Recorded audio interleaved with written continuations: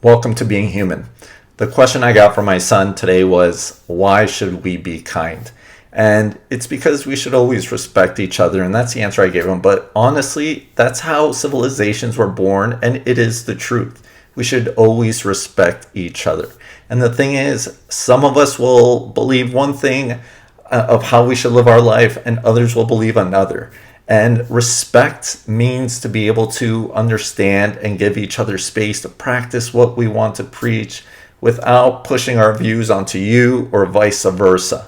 And that's what makes the United States so great. So just to give you a historic background really quick on civilization in general, human beings have been around for, 300,000 years. And of those 300,000 years, we've been at war, we've had famine, there's been death, disease, you name it. And it hasn't really been until the last 200 years that we've seen a decrease in war and an increase in life expectancy. And it's because we've come so far as a human civilization and we've advanced so much. Right. So just to give you a quick background, we've had crazy religious wars throughout time. So that shows that, most of the time we've always had a religious war and it never ends up well.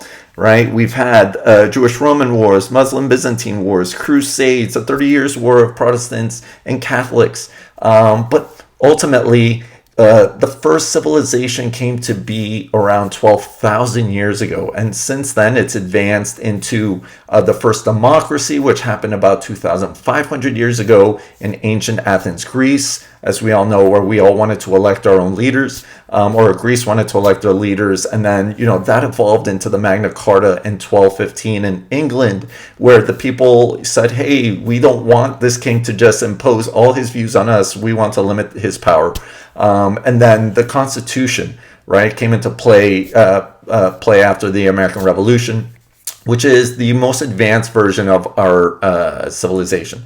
It's a constitutional and democratic republic, and that means we get to choose our elected leaders to represent our views and values while making sure that we preserve our constitutional rights to practice our freedom of religion, our speech, all those good things, right? So, since the beginning of time, why should we be kind? Because we've always been at war, and it isn't until now that we've learned to be civilized. And the word civilized, by definition, means to work with each other and respect each other. And as I would tell my son, why should we be kind? Because we should always aim to respect each other.